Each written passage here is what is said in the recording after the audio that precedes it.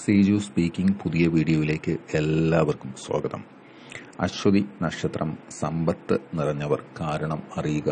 അതിനു മുമ്പ് പുതിയതായിട്ടാണ് എൻ്റെ ഈ ചാനൽ കാണുന്നതെങ്കിൽ നിങ്ങൾ സബ്സ്ക്രൈബ് ചെയ്യാൻ മറക്കരുത്.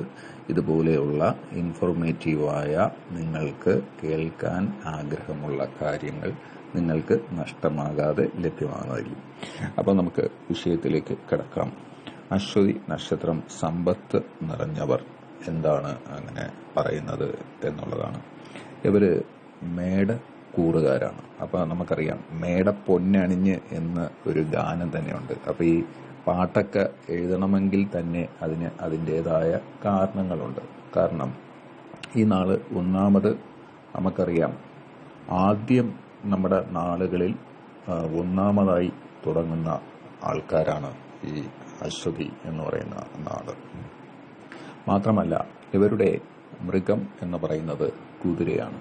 അത് അശ്വമേധമാണ്. നമുക്കറിയാം, കുതിര എന്ന് പറഞ്ഞാൽ തന്നെ സമ്പത്ത് ഉള്ളവർക്ക് ഉള്ള ഒരു പഴയ കാലത്ത് സമ്പത്തൊക്കെ ഉണ്ടായിരുന്നവർ ഉപയോഗിക്കുന്ന ഒരു വാഹനമായിരുന്നു.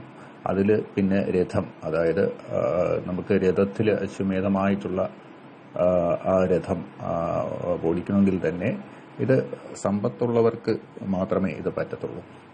മാത്രമല്ല ഇവരുടെ പക്ഷി എന്ന് പറയുന്നത് ഹംസമാണ്. ഹംസം നമുക്കറിയാം, ഹംസം വലിയ രാജാക്കന്മാരൊക്കെ അവർക്കൊക്കെ എന്താ പറയുന്നത്, ഹംസത്തിന്റെ ആകൃതിയിൽ തന്നെ ഉണ്ടാക്കിയിട്ടുള്ള വാഹനങ്ങൾ തന്നെ അവർക്കുണ്ടായിരുന്നു. അതായത് നമുക്ക് വെള്ളത്തിലൂടെയൊക്കെ സഞ്ചരിക്കാൻ തന്നെ ഹംസത്തിന്റെ രീതിയിലുള്ള തുഴഞ്ഞു പോകാനുള്ള വാഹനങ്ങൾ തന്നെ ഉണ്ടായിരുന്നു. പിന്നെ ഇവരുടെ വൃക്ഷം എന്ന് പറയുന്നത് കാഞ്ഞിരം ആണ്. അപ്പോൾ കാഞ്ഞിരം വൃക്ഷത്തെ നട്ട് വളർത്തുക. അതുപോലെ തന്നെ ഹംസം, അരയണ്ണം ആണ് ഇവരുടെ പക്ഷി. പിന്നെ കുതിരയാണ് ഇവരുടെ മൃഗം എന്ന് പറയുന്നത്. അശ്വതി നക്ഷത്രക്കാർക്ക് സമ്പത്ത് ഏതെങ്കിലും വിധത്തിൽ വന്നു ചേരും എന്നുള്ളതാണ് ഒരു പ്രത്യേകത. അത് ചിലപ്പോൾ പൂർവികരുടെ സ്വത്താകാം. പൂർവികരുടെ സ്വത്ത് അവർക്ക് വന്നു ചേരും, അതിനുള്ള ഭാഗ്യം അവർക്കുണ്ട്. അല്ലെങ്കിൽ ഇവർക്ക് തൊഴിൽപരമായിട്ട് ഇവർക്ക് സമ്പാദ്യം വന്നുകൊണ്ടേയിരിക്കും. കാരണം അത് തൊഴിൽ തന്നെ അവർക്ക് നല്ല രീതിയിലുള്ള വരുമാനം വരുന്ന തൊഴിൽ.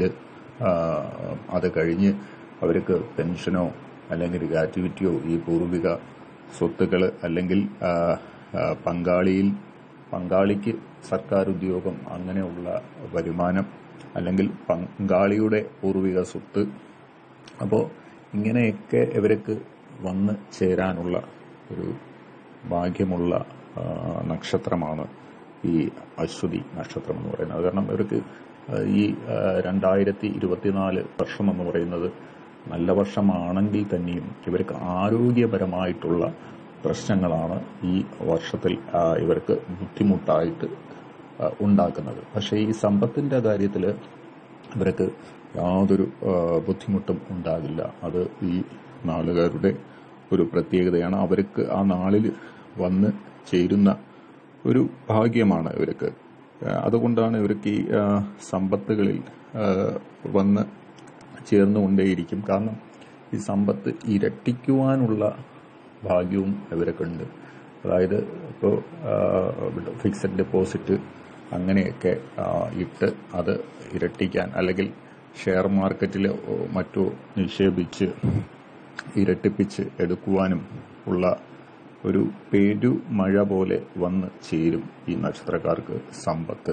അങ്ങനെയുള്ളൊരു ഭാഗ്യ നക്ഷത്രമാണിത്. പിന്നെ ഈ നക്ഷത്രക്കാർക്ക് ഇപ്പോൾ ഞാനത് തുറന്നു പറയാണ്, അത് എല്ലാവർക്കും വരണമെന്നില്ല. ഏറെക്കുറെ ഈ നാളുകാർക്ക് ഉള്ള ഒരിതാണ്. കാരണം ഇവര് ഉള്ള പങ്കാളിയിൽ തൃപ്തരാവില്ല. അപ്പോൾ അതുകൊണ്ട് പ്രത്യേകിച്ചും പുരുഷ ജാതകക്കാരാണ്. അപ്പോൾ ഈ പുരുഷ ജാതകക്കാര്, അപ്പോൾ സ്ത്രീ ജാതകക്കാര് ഒന്ന് ഇവരെ ശ്രദ്ധിക്കുക. ഈ അശ്വതി നാളിലുള്ള പുരുഷന്മാരാണ് ഭർത്താക്കന്മാരായിട്ടുള്ളതെങ്കിൽ ഇവർക്ക് ഒരു പങ്കാളിയിൽ നിന്ന് മാത്രം തൃപ്തി ലഭിക്കാത്തതാണ്. അത് എല്ലാ കാര്യത്തിലും ആവാം, അനുരാഗത്തിലാവാം. അപ്പോൾ ഇവർ കൂടുതൽ അനുരാഗം ഇഷ്ടപ്പെടുന്നവരാണ് ഈ നാളുകാർ. അത് പുരുഷന്മാരായാലും സ്ത്രീകളായാലും ഇവർ അനുരാഗത്തെ ഇഷ്ടപ്പെടുന്ന നാളുകാരാണ്. അപ്പോൾ അനുരാഗം പ്രത്യേകിച്ചും ഇവർക്ക് മധ്യവയസ്സ് ആവുമ്പോഴാണ് ഇവർക്ക് ഈ ഒരു ഇത് ഇവരിൽ കാണുന്നത്. കാരണം വേറെ അല്ല, പങ്കാളിയിൽ തൃപ്തരാവില്ല. അത് ഏത് കാര്യത്തിലായിട്ടായാലും അത് അറിയാം. പങ്കാളിയിൽ നിന്നും അനുരാഗ കാര്യങ്ങളിൽ ഇവർ തൃപ്തിപ്പെടാതെ മറ്റ് ബന്ധങ്ങളിൽ, സ്നേഹബന്ധങ്ങളിലൊക്കെ ചെന്ന് ഏർപ്പെടുന്ന ഒരു ദോഷ കാലഘട്ടം ഇവർക്ക് മധ്യ വയസ്സാകുമ്പോൾ ഈ നാളുകാർക്ക് പിടിപെടാൻ ഉള്ള ഒരു കാര്യമുണ്ട്.